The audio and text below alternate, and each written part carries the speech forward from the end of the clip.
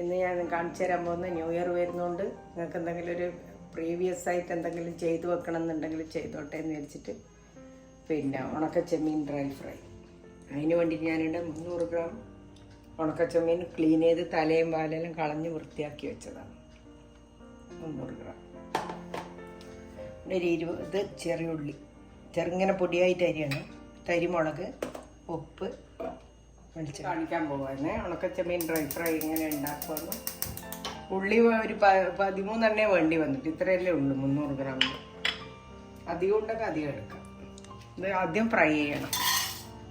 Clean ചെയ്തതാണ് ഇത്. ഉണക്കച്ചെമ്മീന് ഒന്നിങ്ങനെ വല്ലാണ്ട് വറുക്കാൻ പാടില്ല. കരിയാത്ത വിധത്തിൽ അല്ലെങ്കിൽ തൊട്ടാ പൊട്ടുന്ന പോലെ ഇത് ഫ്രൈ ആകുമ്പോൾ വല്ലാണ്ട് ഫ്രൈ ആക്കാൻ പാടില്ല. എന്താ വെച്ചാൽ രണ്ടാമത് ഉള്ളീൻ്റെ കൂടെയെല്ലാം മൊരിയിപ്പിക്കേണ്ടതാണ്. അതുകൊണ്ട് ഇത് പിന്നെ ഒരു പാകമുണ്ട്. ഇനി ഞാൻ കാണിച്ചു തരാം. അത് വറുത്ത് വരുമ്പം കാണിച്ചു കുറച്ചിട്ട് വറുത്തോ. അറിയാത്ത ആൾക്കാരായതുകൊണ്ട് ഞാൻ തീ കുറച്ചിട്ടാണ് വറുക്കല്. അതുകൊണ്ട് തീ കുറച്ച് ഇങ്ങനെ മെല്ലെ. ഇതിൽ ഒരു തുള്ളി എണ്ണ ഇട്ടിട്ടില്ല കേട്ടോ. ഇതാ എണ്ണ മറ്റേ ഉള്ളിയെല്ലാം മൂപ്പിക്കുമ്പോൾ ഇനി എണ്ണ ഒഴിക്കും.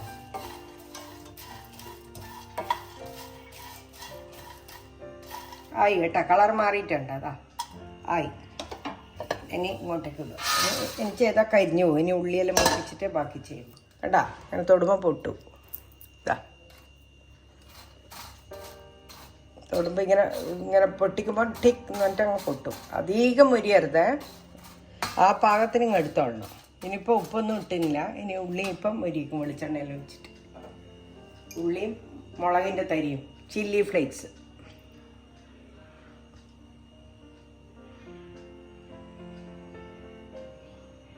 മൂന്ന് ടേബിൾ സ്പൂൺ എണ്ണ വെച്ചിട്ടുണ്ട്.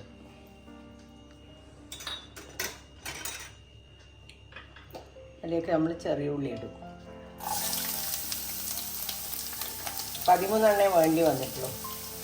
20 എടുത്ത് വെച്ചിനായിരുന്നു. ചെറിയ തീയിലിട്ടിട്ടാണ് മൂപ്പിക്കുന്നത്. നിങ്ങൾക്ക് കാണിച്ചു തരാൻ വേണ്ടിയിട്ട് ഞാനത് അങ്ങനെ ചെയ്യുന്നത്. വെച്ചാൽ ആരെങ്കിലും ചെയ്യുമ്പോൾ അത് കരിഞ്ഞു പോയാൽ പിന്നെ ഞങ്ങൾക്ക് അറിയില്ലല്ലോ. ആദ്യമായിട്ട് ഉണ്ടാക്കുന്ന ആൾക്കാരെല്ലാം ഉണ്ടാവില്ലേ. ചെറിയ തീയിലിട്ടാൽ പേടിക്കണ്ട. കരിഞ്ഞും പോവില്ല, ഒന്നും ആവില്ല. കുറച്ച് ക്ഷമ വേണം, അത്രയേ ഉള്ളൂ.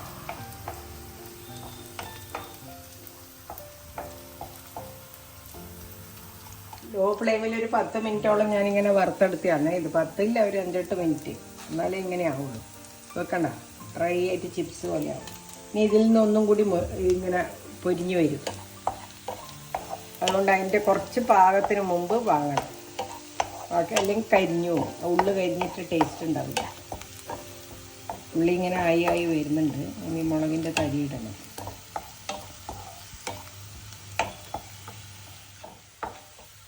ഇതാ ഉള്ളി ആയി വരുന്നുണ്ട്.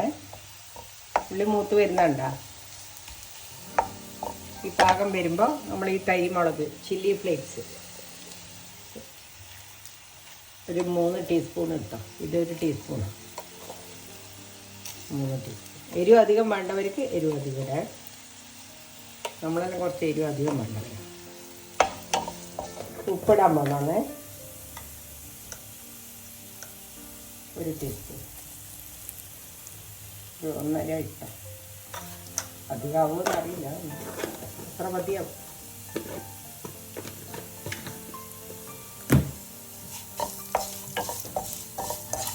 അധികം നേരം ഇതാക്കാൻ പാടില്ല. തീ കുറച്ച് വെച്ചിട്ട് എല്ലാം ചെയ്യാം.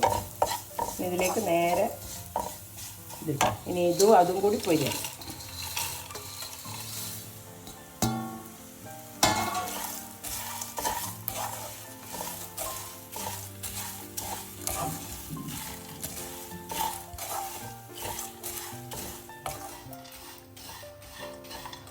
തീ കുറവില്ല ഞാൻ ഉണ്ടാക്കുന്നത്. തീ അധികമാക്കിയാൽ കരിഞ്ഞു പോകും.